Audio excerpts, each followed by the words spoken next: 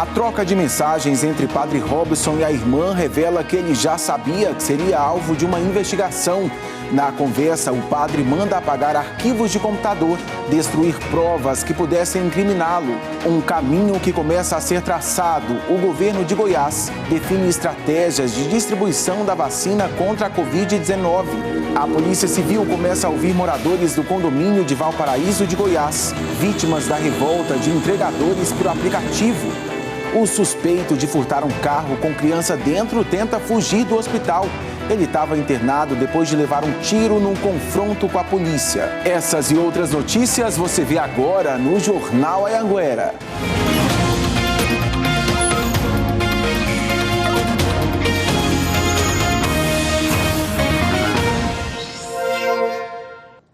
Olá, boa noite para você. Agora 7h10. Bom jornal para a gente. Seja muito bem-vindo.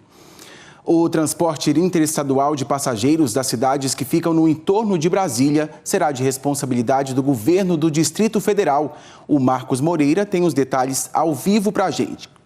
O Marcos, boa noite. Essa foi uma decisão da Agência Nacional de Transportes Terrestres, não é isso?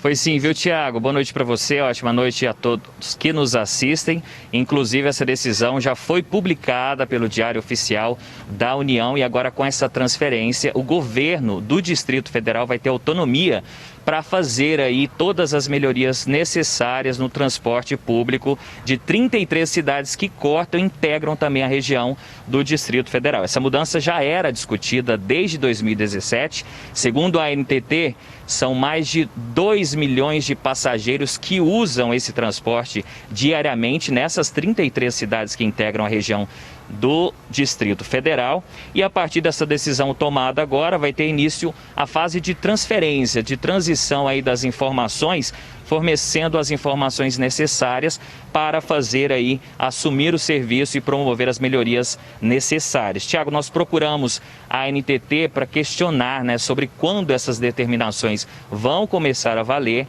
mas até o momento não tivemos respostas, Tiago. Obrigado por sua participação, mas nós temos aqui, Marcos, outras respostas sobre essa mudança. A Prefeitura de Lusiânia diz que lamenta a decisão da ANTT e que praticamente todas as cidades do entorno sul dependem desse transporte. Segundo a Prefeitura, essa decisão deixa os passageiros reféns do governo do Distrito Federal e que o ideal seria a gestão conjunta entre o DF e o estado de Goiás. Já a Prefeitura de Valparaíso de Goiás disse que com a mudança, o acesso dos passageiros da região do entorno será facilitado e que vai trabalhar em conjunto com o governo do DF, principalmente nas questões de fiscalização dos veículos e da prestação adequada de serviços. Nós também procuramos o governo de Goiás, mas não tivemos resposta. Olha, você se lembra que ontem nós mostramos o caso de um ladrão que furtou um carro com uma criança de 3 anos dentro, isso em Anápolis? Pois é, ele trocou tiros com a polícia, foi baleado, preso e levado para o hospital. Mas hoje, acredite se quiser, o criminoso pulou o muro e, tentou fugir da unidade de saúde. A Liz Mendes tem todos os detalhes para a gente. Ô Liz, esse bandido tá dando um trabalhão para a polícia, né? Boa noite.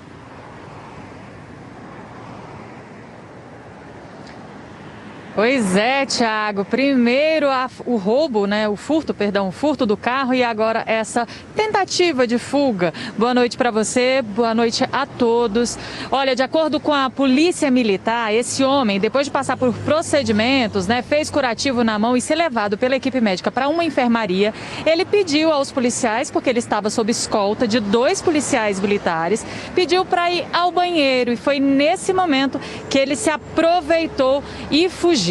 A polícia então saiu em busca desse fugitivo, aqui pelas redondezas, aqui do Hospital de Urgências de Anápolis e recapturou esse homem a cerca de 500 metros daqui, quando ele estava em uma farmácia pedindo materiais justamente para fazer curativos nesse ferimento causado aí na troca de tiros com a polícia no domingo, quando ele furtou o veículo de um feirante aqui da cidade. A polícia então recapturou esse homem, ele teve que voltar aqui no hospital e depois de receber alta, ele foi encaminhado para o presídio da cidade. Tiago.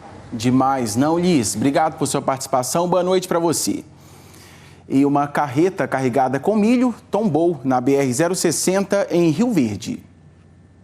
A imagem de uma câmera de monitoramento registrou o momento do acidente. Repare que um homem sentado debaixo de uma árvore se assusta e levanta rapidamente quando a carga de milho começa a cair. O motorista contou para nossa equipe que o veículo estava estacionado no acostamento e o desnível no asfalto da rodovia fez com que a carreta tombasse. A carga de milho ficou espalhada fora da pista. O motorista estava sozinho e só teve ferimentos leves. Uma clínica de especialidades médicas que vai atender 60 municípios goianos foi inaugurada hoje em Goianésia, no Vale do São Patrício. Os atendimentos serão feitos pelo SUS, a unidade administrada pela Secretaria Estadual de Saúde. A policlínica já está funcionando desde o primeiro dia útil de 2021. O atendimento ambulatorial funciona de segunda a sexta, das 7 da manhã às 7 da noite. A unidade foi equipada para realizar atendimentos em 18 especialidades médicas, além de fisioterapia, nutrição e psicologia. A capacidade de atendimento aqui da Policlínica Regional de Goianésia será de 7.000 consultas por mês para 60 municípios do Vale do São Patrício. Aqui não vai funcionar como um pronto-socorro, não terá atendimento de emergência e nem internações. Todas as consultas serão agendadas. Antes não tínhamos a possibilidade de especialidades de um diagnóstico, ou era atenção primária no município, muitas vezes sem a capacidade de resolutividade, ou o hospital, o paciente já chegava descompensado. Essa unidade ela é uma unidade estruturante, com 18 especialidades médicas, 6 especialidades não médicas, toda a capacidade de diagnóstico. O governador Ronaldo Caiado inaugurou a clínica e depois fez uma visita pela unidade. O espaço também está preparado para a realização de pequenas cirurgias e exames de diagnóstico. Muita gente acompanhou a visita inaugural e houve aglomeração. O evento não tinha credenciamento. Segundo informações da assessoria da Secretaria de Estado da Saúde, foram convidados apenas prefeitos da região e todos foram orientados para evitar o tumulto por causa da pandemia, que ainda não acabou. E hoje, na inauguração da Policlínica, o governador Ronaldo Caiado voltou a falar da vacinação contra a Covid-19. A vacina, então, contra a doença é aguardada com muita expectativa em Goiás e em seus 246 municípios. O repórter João Vitor Guedes mostra para a gente agora como deve ser esse caminho, ainda longo, para que as doses sejam aplicadas nos grupos prioritários. A qualquer momento, as vacinas contra o novo coronavírus vão ser trazidas para Goiás. É o que diz a Secretaria Estadual da Saúde, que espera uma posição do governo federal. As doses sairão do Ministério da Saúde, em Brasília, e devem ser levadas para a Central Estadual da Rede de Frios, em Goiânia. Depois, as vacinas serão distribuídas para as 18 regionais de saúde, espalhadas pelo estado. Destes locais, elas seguem para as salas de vacinação.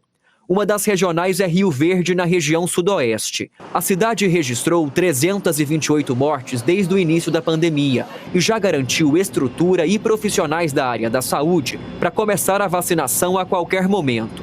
A prefeitura estima que 5.000 doses cheguem em Rio Verde até o fim de janeiro. Temos seringas, agulhas o suficiente para fazer toda a população de Rio Verde, além dos equipamentos de proteção individual. Jataí, também no sudoeste goiano, terá 3 salas de vacinação durante a campanha. A compra de 13 geladeiras, caixas térmicas e climatizadores já começou. Ontem, o governo estadual definiu durante uma reunião com secretários municipais que cada cidade vai informar a quantidade de salas disponíveis e o endereço de cada uma delas.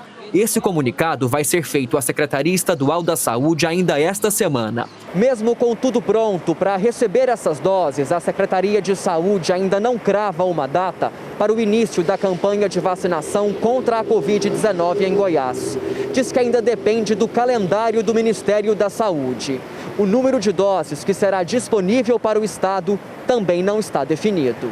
E nós estamos esperando isso para darmos continuidade à nossa execução. Tendo essas informações, a gente já consegue, capacitar os profissionais, passar uma informação mais correta para a população. O governo federal chegou a anunciar que 3.200.000 doses da Coronavac viriam para Goiás. Mas o governo do estado ainda aguarda a confirmação desta quantidade. Quando começar a aplicação, a prioridade deverá ser os profissionais de saúde e os idosos. Mas a faixa etária dos idosos também é dúvida. Segundo a Secretaria de Saúde, podem entrar nesta lista idosos acima de 80 anos, acima de 75 anos ou aqueles que estejam em abrigos. A ordem vai depender da quantidade de doses que serão destinadas para Goiás. O governo do estado pretende incluir ainda outros grupos na fase inicial de vacinação. O governador Ronaldo Caiado quer que professores também façam parte das prioridades. A partir de 80 anos de idade, no primeiro momento, que tem as maiores comorbidades. Depois, um segundo grupo, a partir de 65 anos de idade, e aí nós estamos pedindo e acreditamos que vai ter sucesso a inclusão de professores e professoras nesse segundo grupo, junto também com indígenas, quilombolas, e a partir daí, gradualmente, de acordo com a faixa etária ou de acordo com a comorbidade. A Aline trabalha como fisioterapeuta intensivista em Goiânia. Ela tem presenciado várias tristes histórias da vida real, em que o vilão é o novo coronavírus. A profissional de saúde está na expectativa pela vacina. Nós chegamos a um nível, eu tenho 12 anos de UTI, e eu nunca tinha visto tantos óbitos em tão pouco tempo.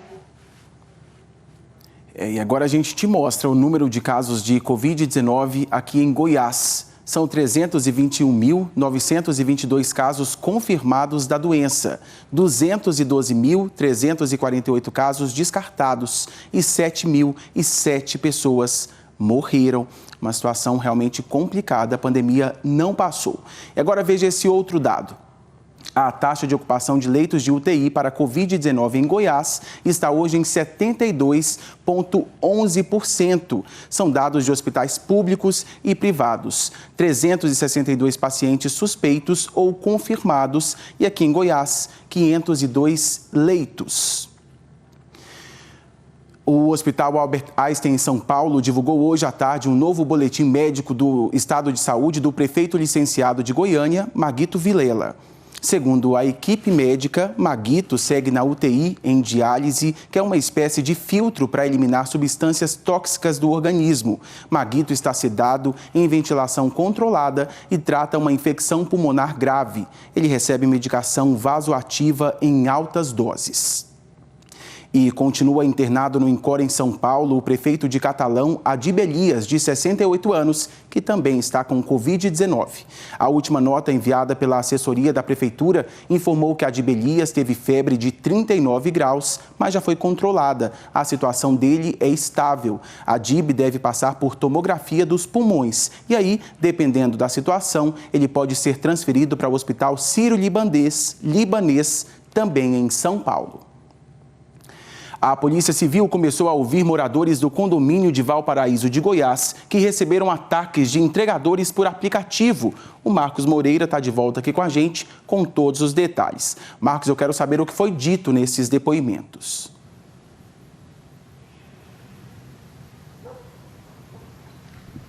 Pois é, Tiago. Então, na verdade, hoje alguns moradores prestaram depoimento porque outros moradores preferiram retirar a queixa sobre esse caso, viu? Esses que prestaram depoimento disseram aí de fato o que aconteceu desde o sábado até domingo, quando houve toda aquela confusão. Só para a gente relembrar, começou quando o entregador de lanche foi até esse condomínio e discutiu com um dos moradores. Um segundo motorista viu a discussão, entrou na briga, houve um bate-boca. E esse segundo motorista acabou agredindo o filho desse morador do condomínio. No dia seguinte, eles voltaram num grupo aí de motoqueiros e fizeram o que vocês estão vendo nessas imagens aí. Atacaram o portão com pontapés, socos e também fizeram todo esse estardalhaço com os barulhos. Hoje à tarde nós conversamos com a delegada que está investigando esse caso. Vamos ver o que ela disse sobre esse assunto. Os caras vão derrubar o pontão.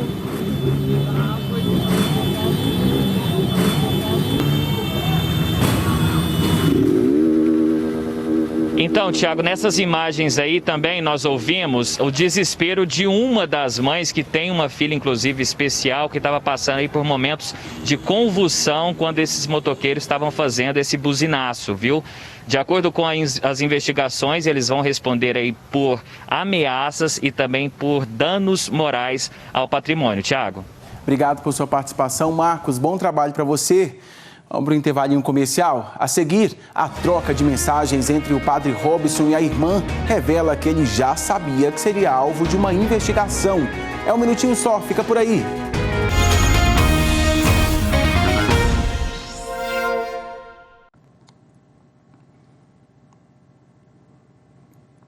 (7h27). O repórter Honório Jacometo teve acesso com exclusividade a trechos de conversas entre padre Robson e uma irmã dele. As provas estão num processo que corre na justiça. O diálogo ocorreu em um ano antes da investigação contra ele por suspeita de desvios na AFIP e revelam a preocupação do padre, que sabia que uma operação policial vinha sendo preparada e poderia ser deflagrada a qualquer momento. A troca de mensagens é entre o padre Robson de Oliveira e a irmã dele, Adriane de Oliveira Pereira. O nome do padre aparece aqui como proprietário, o dono do celular apreendido na Operação Vendilhões, do Ministério Público. As conversas mostram que o padre estava muito preocupado com o que poderia acontecer e, por isso, dá ordens para a irmã. Adriane, não guarde dinheiro em casa. Apague seus arquivos com qualquer documento comprometedor. Zere as mensagens do WhatsApp. O computador onde você escreveu contrato de compra e venda ou coisas que sejam comprometedoras, troque o HD ou queime. Não guarde documentos meus, recibos e qualquer outra coisa. Não posso explicar agora. Seja inteligente, não dê bobeira. Recebi informações ruins hoje. Provavelmente vão fazer busca e apreensão em todos os lugares que você possa imaginar. Esse povo olha até no chão do quintal. Cuidado, ok? Não deixe nada, seja na sua casa ou na chácara ou em qualquer outro lugar. É muito sério. E Adriane responde: bom dia, já está aprovada a camiseta da festa? Padre Robson segue: você entendeu o que eu te escrevi? Adriane, acabei de ser informado que provavelmente vai haver busca e apreensão em nossas casas. Avise a mesma coisa para o Jefferson e a Joselice. Apaguem essas conversas urgente. Não deixem isso no celular. Beleza. Vou ficar fora da cidade, caso aconteça. E ela termina: ok. Especialistas na área do direito entendem que durante a troca de mensagens, o padre Robson cometeu o crime de obstrução à justiça, ao mandar a irmã dele destruir provas que pudessem incriminá-lo. Essas mensagens foram trocadas 1 ano e 3 meses antes da Operação Vendilhões, de agosto do ano passado. É que, como a própria mensagem revela, o padre teria tido acesso a informações privilegiadas da operação, que deveria ter sido feita ainda em 2019. Mas, por causa do vazamento, a operação foi adiada algumas vezes. Em agosto do ano passado, a operação finalmente saiu. Na época, os promotores apreenderam diversos documentos, computadores, celulares. De acordo com a denúncia entregue pelo Ministério Público e aceita pela Justiça, padre Robson chefiava uma organização criminosa que usava empresas para desviar o patrimônio das AFIPs. Além dele, outras 17 pessoas foram denunciadas por fazerem parte do esquema. Segundo as investigações, a organização era dividida em núcleos: operacional, que gerenciou e organizou todas as atividades, lícitas e ilícitas; os laranjas, com pessoas que cediam seus nomes para comprar casas, lotes, apartamentos e empresas, ou ainda para ocultar movimentações financeiras criminosas. E tinha ainda o núcleo dos beneficiários, composto principalmente por pessoas da família do padre, como Adriane, a irmã dele. Segundo o Ministério Público, ela mora em uma casa de luxo que pertence à AFIP. Os investigadores apontaram que ela e outros familiares receberam e usaram imóveis pagos com dinheiro desviado da Associação dos Filhos do Pai Eterno, doado por fiéis do Brasil inteiro. O advogado de defesa do padre Robson contesta a autenticidade das mensagens. Está claro que isso é apenas fake news. São montagens feitas pela internet, montagens mal feitas, aliás, e que está sendo divulgado, vazado, como se fossem conversas verdadeiras, que não são. Nós não conseguimos contato com a Adriane de Oliveira Pereira, irmã do padre Robson. Agora a gente fala sobre o desaparecimento daquela idosa em Niquelândia. Hoje já é o 10º dia de buscas pela dona Romilda de Fátima Santana, de 72 anos. Ela saiu para fazer trilha com a família e pegou um caminho diferente na volta para casa. Bombeiros, cães farejadores e a Polícia Civil continuam trabalhando, mas ainda sem pistas da idosa. Em 30 de março, 9 cidades aqui de Goiás vão ter o sinal analógico desligados. Caldas Novas, Morrinhos, Goiatuba, Goianésia, Mineiros, Quirinópolis, Santa Helena, Uruaçu e Aruanã. Por isso, quem mora nestas cidades precisa se preparar, para continuar acompanhando a nossa programação no sinal digital, que oferece, claro, melhor qualidade de som e também de imagem. A Ana Paula Moreira explica quem não pode ou não quer trocar a TV de modelos mais antigos pode receber o sinal digital usando um conversor. Sobre isso, nós vamos conversar agora com o Jânio Flávio, que está aqui, é técnico em antenas, e vai explicar um pouco para a gente sobre os conversores. Jânio, explica para a gente, existem vários modelos de conversores, tem diferença de preço entre eles, e onde é que as pessoas podem encontrar? Como vocês estão vendo, tem várias marcas de conversores digitais, e é encontrado as melhores nas lojas Magazine, nas lojas especializadas em antenas, está variando entre 120 a 180 a R$200. E é bem simples a instalação deles. Se for TV de tubo, já vem aqui com o cabo já para preparar, que é os cabos de áudio e vídeo, tá? Bem simples. E já possui aquelas TVs mais novas, assim, que não tem um conversor, que vem com a entrada de HDMI. É bem simples. Basta só colocar o conversor e também uma anteninha, né? Para poder estar captando melhor o sinal. Em casa as pessoas mesmo conseguem fazer isso? Consegue, bem simplesinho mesmo. Com sinal digital, a imagem fica mais limpa, é isso? Fica, sem chuvisco, sem interferências. E estamos passando por uma pandemia, muitos setores da economia enfrentando crise. Não está fácil para ninguém, a gente sabe. Mas o setor de automóveis em Goiás está em alta. O setor apresentou crescimento nas vendas de veículos 0 km no fechamento de 2020. E tem lista de espera para pegar o carro novo. Olha daqui, dali, entra no carro, dá mais uma volta. Orestes decidiu que quer trocar de carro. Agora, ele está de olho num 0 km. O carro dele nem está tão velho, mas é que ele está procurando um carro mais confortável. Um carro maior, uma busca mais por um carro mais off-road. A procura por carros novos aumentou nos últimos 2 meses em Goiás. De novembro para dezembro de 2020, o número de vendas aumentou quase 9%.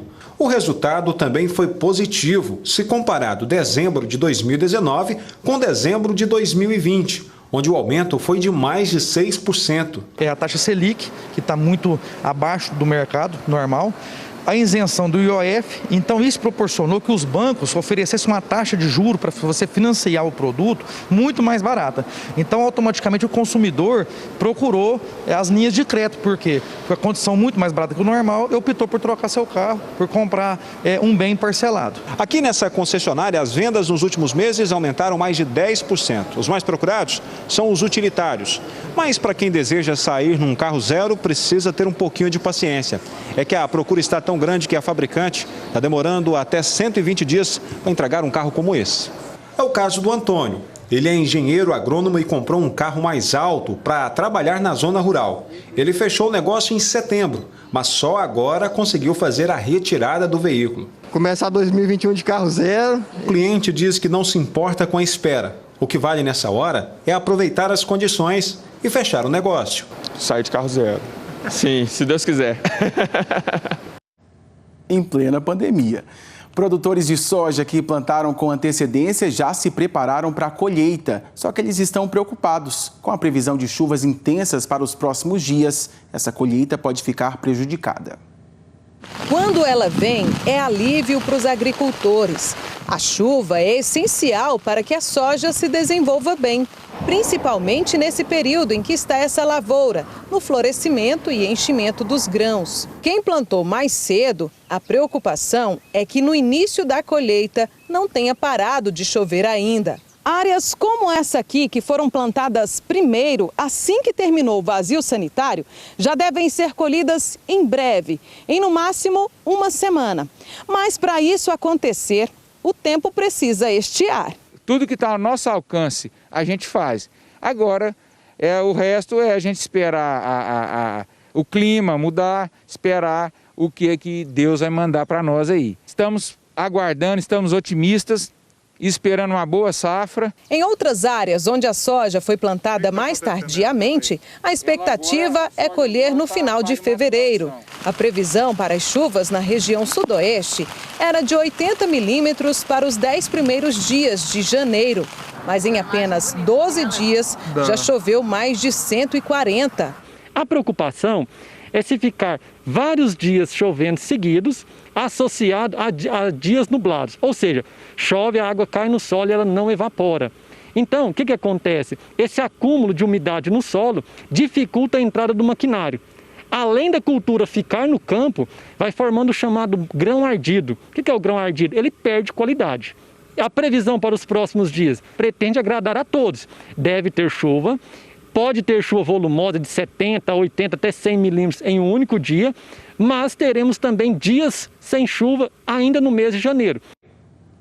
Hora da nossa imagem do dia, que é uma homenagem ao aniversariante muito especial, o Parque Nacional da Chapada dos Veadeiros. Essa semana o parque está completando 60 anos. Criado em 1971 pelo presidente Juscelino Kubitschek, em 2001 foi reconhecido pela Unesco como Sítio do Patrimônio Natural da Humanidade. São 240 mil hectares de cerrado protegido que garantem a preservação de várias espécies de animais e plantas, sem falar nas belíssimas piscinas rochosas e quedas de água, como a do Rio Preto, que tem mais de 100 metros de altura. Realmente um paraíso que merece o parabéns e o cuidado dos goianos, não é isso? Lindo demais. Uma boa noite para você. Amanhã tem mais. Se programe para estar com a gente. Vamos embora então com as imagens lá do Cerrado. Tchau, pessoal. Valeu por hoje. Até amanhã.